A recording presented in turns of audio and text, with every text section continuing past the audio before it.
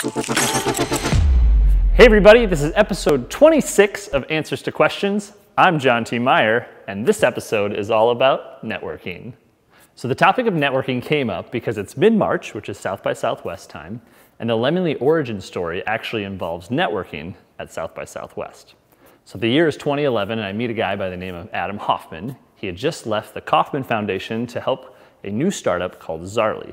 I met Adam at South by Southwest, we connected on Facebook, and about a month later, he wrote the following Facebook post.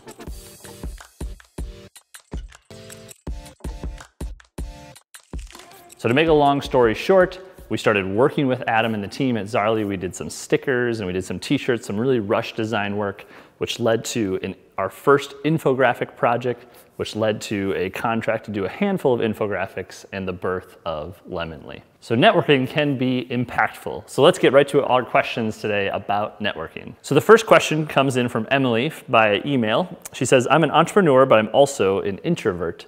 Is networking essential to growing my business?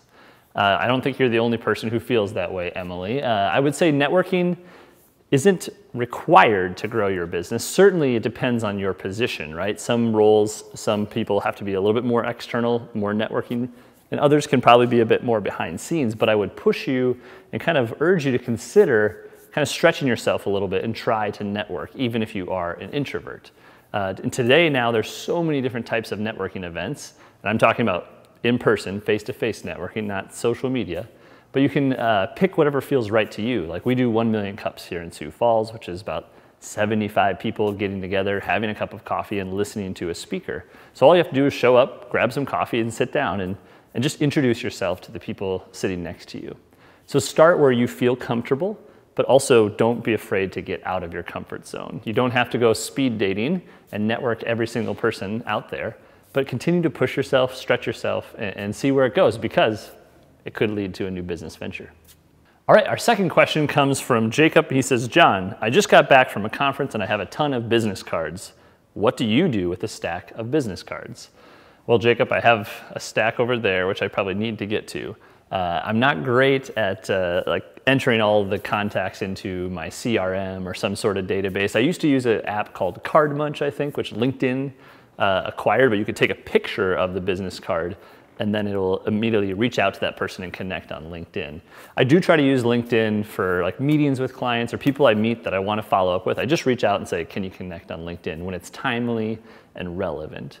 But don't worry so much about the cards. What I would focus on is master the follow-up, Jacob. So you get your business cards, you come back, you sort them out, the ones you really want to talk to, and follow up sooner than later, right? Personal email, maybe a handwritten thank you note. That goes a long way and really will help you distinguish yourself.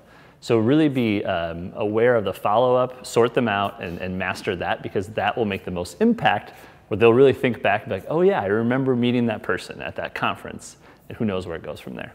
All right, so we got two questions about networking, and I thought I would add in my tips that I try to use for networking. So here are my 4 tips to networking. Tip number 1, look people in the eye. I know this sounds like just basic speaking, public speaking, personal communication 101, but not that many people do it. And lock in and actually focus on people. I think that goes a long way. And don't be too distracted on who else is in the room or who am I going to go talk to next. Because if you're the person on the receiving end of that, you can feel it. You can tell the person's disinterested or more interested in talking to someone else. My second tip is to let the other person talk.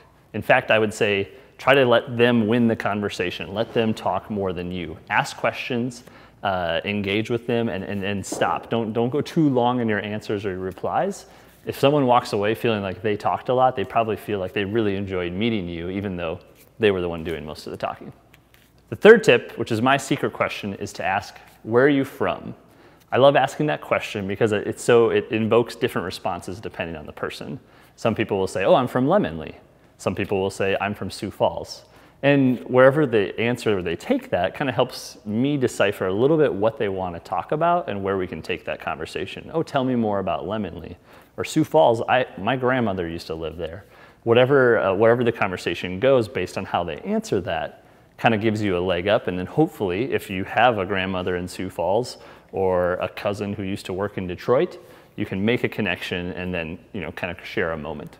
And my fourth tip to networking on any one-on-one interaction or connection is to give more. Try to make the other person feel like they left with something. And it might not be right in that moment, but grab a business card, make an introduction. If someone says, I really am looking for some help with growing my sales team, make an email intro to the person you know who's best at sales. Or I'm looking for a CPA. You can make an introduction or share an article about 5 ways to find the right CPA. Whatever the person is looking for, or whatever insight that you can kind of glean from that connection or conversation, remember that, tuck it away, and then give. Because if you're networking well, they'll remember you, and then when you need something in return, they'll be ready to help you out. So those are my tips to networking and all the questions we have for this week for episode 26 on networking.